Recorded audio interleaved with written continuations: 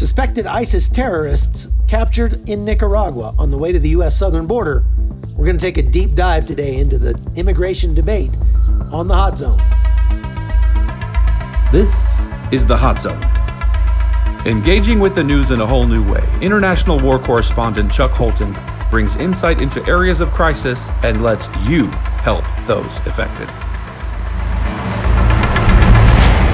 Potential ISIS terrorists picked up in Latin America. Bet you didn't hear much about that on the mainstream media, but you're going to talk about it today with my friend Todd Bensman from the Center for Immigration Studies. Todd, good to have you. Good to be here. Thanks. All right. So you've done some reporting on this Reuters report that came out just recently about 4 guys that were picked up in Nicaragua that were 2 Iraqis and 2 Egyptians that were on some sort of terror watch list. Tell me what you know about that. Yeah, sure. First, it helps to understand that there's an established migration bridge between the Middle East, places like Egypt and Syria and Iraq, and our southern border. And that migration occurs there and has for many, many years occurred on this bridge connecting that region with our border. So that's first of all. So we get a report, a few reports isolated that break out into the open media, open source, that Nicaragua, of all places, has apprehended 2 Iraqis, 2 Egyptians, and said that they were suspected ISIS. About a week earlier, the Department of Homeland Security had issued a intelligence alert to the Northern Triangle countries to be on the lookout for 3 individuals who were suspected ISIS terrorists. That bulletin leaked into the public. It was published originally by Breitbart. A week later, Nicaragua announces that they have found those 3 plus 1 additional Egyptian. So that's kind of the background to this. The intelligence community normally circulates within itself intelligence information that it gets from a variety of sources about people that may or may not be connected to ISIS or terrorist organizations. My sources in the intelligence community tell me 3 of them independently who are very involved in this particular case tell me that information came from another migrant who had bounced from the U.S. border, had been bounced from the U.S. border at least a couple of times and was now permanently residing in Venezuela. The Venezuelan-based migrant told somebody in American law enforcement that they knew that these individuals were linked to ISIS. That's all we have. That particular individual has not been vetted as a source. They hadn't used him as a source before. So right away you have a bit of a credibility issue. He may be telling the truth, but he also could be, he may have false information himself. There's no telling where he got that information. That's what led to the intelligence alert that went to those governments down there originally. Okay. Right now, so right now what we've got is an investigation that normally follows reporting like that. That's called human intelligence reporting. It's raw. They're trying to verify the credibility of that source, and they're trying to figure out who these guys are. So you've been down there to Panama. You've been in Costa Rica. You've seen this controlled flow movement that they have instituted. And you've also seen the steps that the Department of Homeland Security is taking to try to capture these guys before they get into the United States. Tell me a little more about that. Okay, so the controlled flow policy is really a bi-national agreement between Panama and Costa Rica to just get the mass numbers of migrants that are moving from Colombia into Panama on their way to the U.S. border through their territories and gone. They don't want them, A, to stay and live in Panama and Costa Rica, even if they wanted to, which they don't. And B, they don't want them getting killed or dying on their territory as well. So they designed a policy to feed, house, shelter, care for medically, and then provide permisos and bus transportation to get them through Panama and through Costa Rica to Nicaragua, which is what those four reputed terrorists did. What the Americans have done is tried to take advantage, to exploit that policy to the extent that they can by providing the Panamanians and the Costa Ricans with what they call bitmap, which is a biometrics collection program that systematically collects the fingerprints, facial recognition photographs, and eye retinal scans of every migrant who enrolls in the controlled flow program to go on through. So the Costa Ricans and the Panamanians were provided with the equipment, and they were provided with the training to collect that. And then when they do collect that, it goes straight to the Americans, and we have that. And that's a very valuable tool, great opportunity to exploit as long as they're doing controlled flow. That we can at least have a systematic access to retinal scans and fingerprints that then can be matched and run against other intelligence bits that are in the system already to see if maybe one of them is a terrorist. And they have hit on a number of occasions. They have hit. They did not hit on these four guys. Oh, that's interesting. They have, when I was there, I don't know, 8 weeks ago or so, talking to the Panamanian authorities, they said that they had been catching probably about 2 people a month who came up on the database and were flagged as some sort of threat. And so those people obviously get a second look.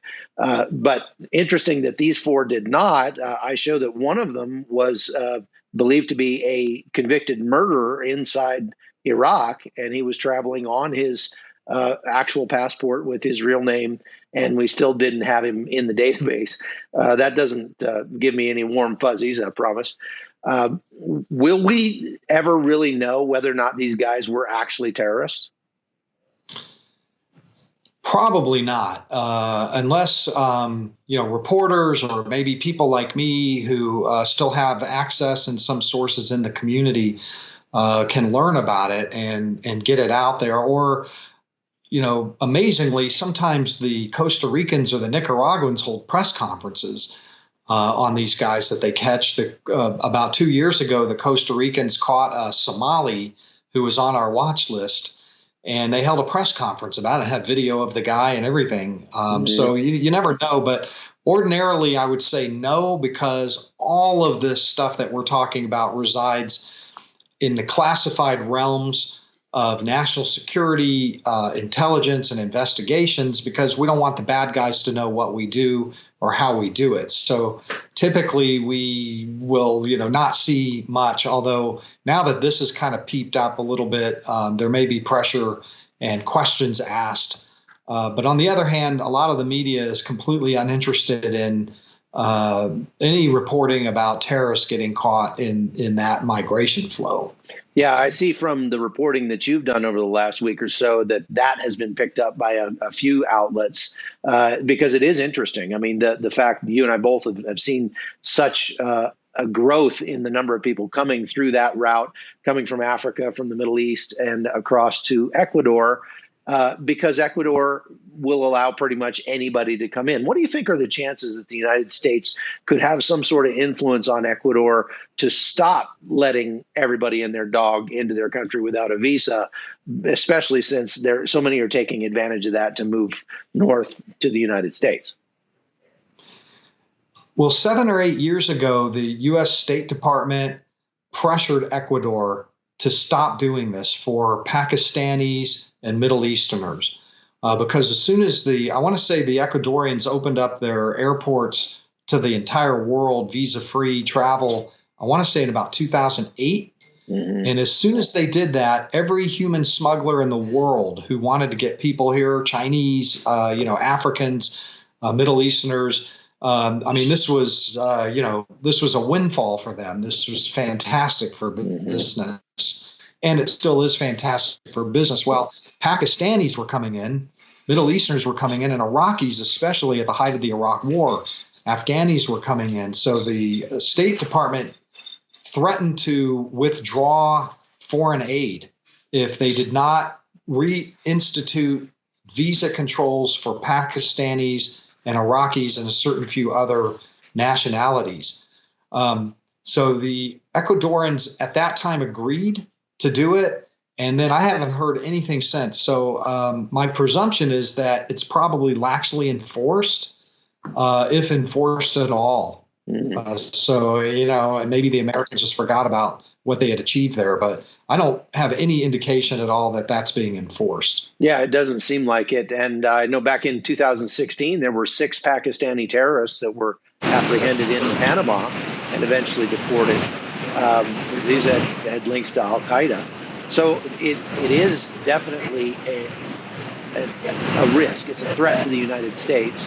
And you see more and more people taking advantage of it. And so what did you learn when on your trip to Panama and Costa Rica back last December about the way that people are funding their trips to get to the United States? Yeah, I'm not going to say that Russia is funding this in order to cause trouble for the U.S. I know that that's out there. Some people are sort of speculating about that. Really, where the funding typically comes from, in my experience, is that the families of those who are leaving their home countries, extended family and friends, will invest in, they'll make loans, just families will provide the cash that's necessary for a smuggling trip. It could be $20,000, $30,000, $40,000, $50,000. It's not cheap. And then the idea is they'll come into the U.S. and anchor in and then bring the rest of them over. So it's a great investment. The other source of funding is from those who are already here.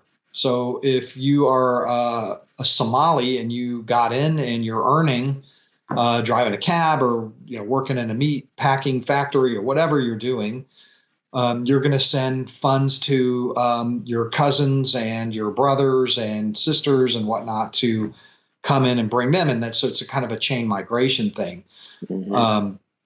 So that's generally how it works. Sometimes, I've interviewed quite a few of these migrants, and they'll say things like, well, I worked really hard and saved, selling water on the streets of Dhaka in Bangladesh, or my uncle Ahmed sold this piece of land. And that could be true. So you hear all sorts of different things. Yeah, and you do hear that a lot for sure. Let's talk about Operation Andes. Back in December of last year, Interpol arrested 49 human smugglers that were sort of facilitating this bridge from the Middle East into the United States through Latin America. What do you know about that?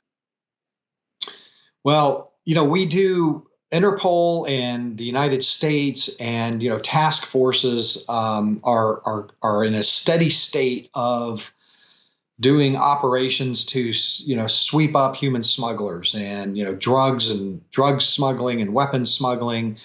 And Operation Andes was another one of those that was led by Interpol this time.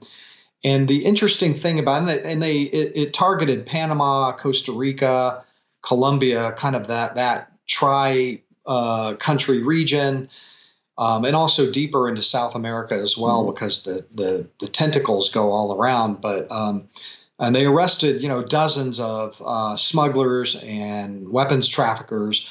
And in the press release that I found interesting, because I'm always looking, is that they noted briefly that they also had rounded up people with terrorism connections, Islamic terrorism connections.